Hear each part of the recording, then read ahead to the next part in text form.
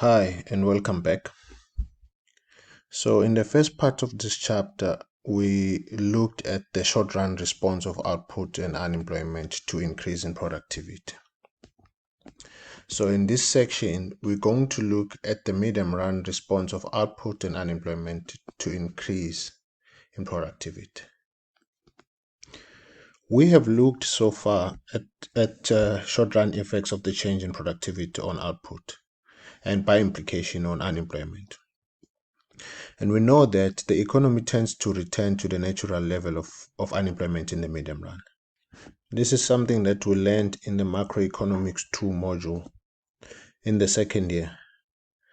Now we must ask, is the natural rate of unemployment itself affected by the changes in productivity? What we know is that since the beginning of the Industrial Revolution, workers have worried that technological progress will eliminate jobs and increase unemployment. In fact, this is something that we see even in our society, that whenever there are any new technological innovations, people often worry that those innovations are going to take away their jobs. Let's have a brief look in history of such events. In early 19th century, England, groups of workers in textile industry, known as the Luddites, protested violently against the introduction of machinery in wool and cotton industry. They opposed the introduction of the power loom, which they argued would displace head weavers in textile industry. They did not only protest, but sought to destroy the machines that industrialists had acquired to modernize cotton and wool weaving. Other countries such as France had their own share of discontent. For instance, French workers also destroyed machines at the beginning of the Industrial Revolution, as machines were increasingly being introduced. In the 1990s, France reduced the work week from 39 hours to 35 hours, and technological progress was one of the main reasons for adoption of the 35 hours per week. One of the reasons evoked was that because of technological progress, there was no longer enough work for all workers to have full-time jobs. Therefore, they proposed a solution, and that was to have each worker work fewer hours, so that more of them could stay employed or be employed. This was an effort to save jobs and create opportunities for more full-time employment. Each worker required to work fewer hours.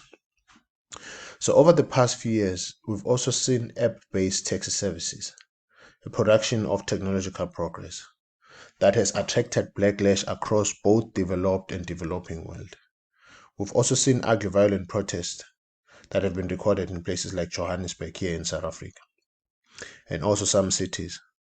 In some cities, though, protest has been non-violent but insidious. Across the developed world, high productivity increases have accompanied improvements in standard of living. In most instances, employment has actually increased.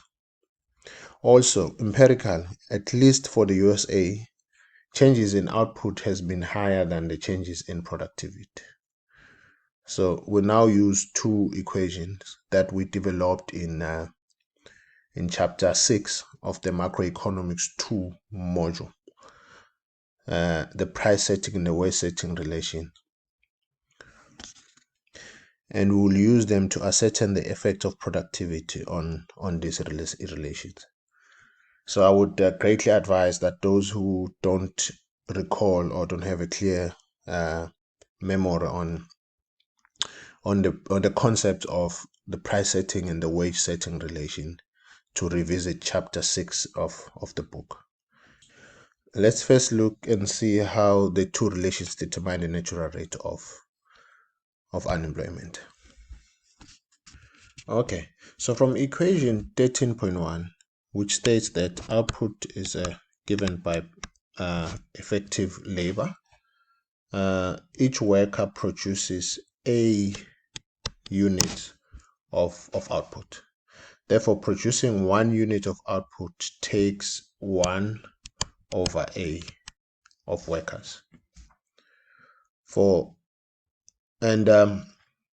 Since nominal wages paid to each worker is equals to W, this would mean that the nominal cost of producing 1 unit of output is equals to this times the wages, meaning that it's equals to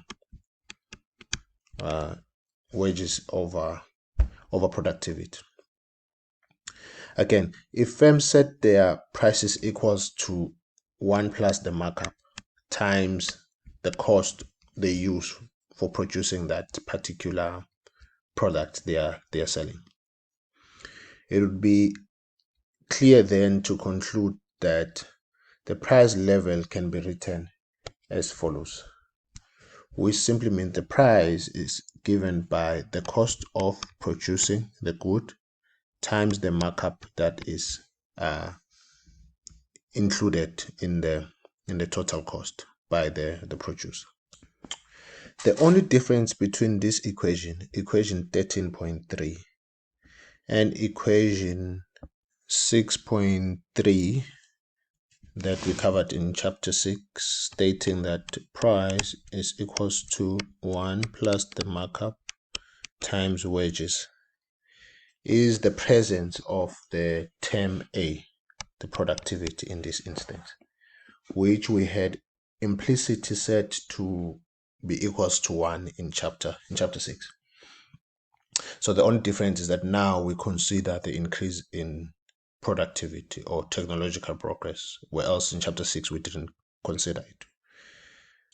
So this equation here, the price setting equation, now tells us that the increase in productivity decreases the cost of production and thereby decreases the price level given wages. So it means that increase in A decreases the whole cost of production and decreases the price level given wages. All right, let's now turn to the wage setting. Okay, so evidence suggests that, other things being equal, wages are typically set to reflect the increase in productivity over time. This means that if productivity has been growing at 2% per year on average for some time, then wage contracts will build in a wage increase of 2% per year. So this will suggest the following extension of our earlier wage setting equation in equation 6.1. So this is the extension of it. So the earlier wage setting in equation 6.1 is slightly modified to include A, that factor of productivity. So since workers are more concerned about their real wage and not the nominal wage, wages depend on expected prices instead of actual prices.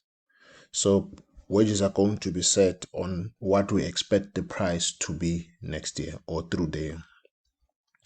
And also wages depend negatively on unemployment rate, here, U, and as well as positively on other institutional factors, Z, which stands for catch-all variables. So wages depend on expected productivity, which is now a new term.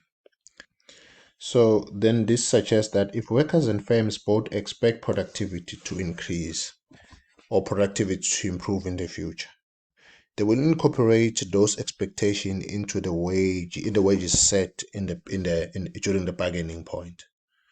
So they will incorporate those expectations in their wages setting efforts, and therefore we include now the expected productivity in our new wage setting relation. So we are now in a position to describe the natural rate of unemployment. if you remember that the natural rate is determined by the price setting and the wage setting relation, and the additional condition that expectations are correct. So in this case, this condition requires that expectations of both price and productivity be correct, in the sense that expected price should be equals to actual price at the natural level.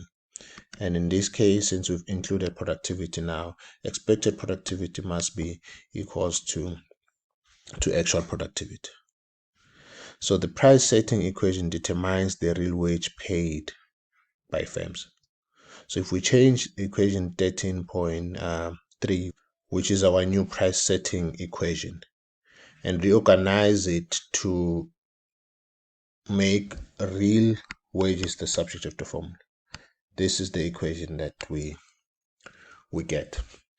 So if you remember, in the absence of productivity, what we got is that real wages were given by 1 divided by 1 plus the markup.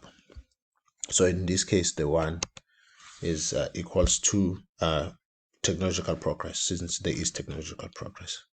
So this means that the real wage paid by businesses, this one here, increases 1 for 1 with productivity A, which implies there's now a direct relation between real wages and productivity. So the higher the level of productivity, the lower the price set by firms given the nominal wages, and therefore the higher the real wage paid by firms. This equation is represented by a figure similar to that we showed in chapter 6, which plots the real wage, or rather measure the real wages in the vertical axis, and unemployment measured in the horizontal axis. And it shows a horizontal line to show no relation between real wages and unemployment, as implied by the price setting relation. And we'll explain this in detail shortly. Let's now turn to the real wage implied by the wage setting relation. So under the condition that expectations are correct, meaning that expected price is equals to actual price and expected productivity is equals to actual productivity, and the wage setting equation would become this, because now we make real wages the subject of the formula. So the real wage implied by the wage setting relation, or rather the real wage implied by wage bargaining, depends on both the level of productivity here and the unemployment rate. So there is a relationship between the real wage implied by the wage setting relation and an unemployment rate, such that for a given level of productivity, equation 13.6 here is represented by the lower downward sloping curve in the same figure between real wages and unemployment, suggesting that the real wage implied by the wage setting is a decreasing function of unemployment, and it looks like this.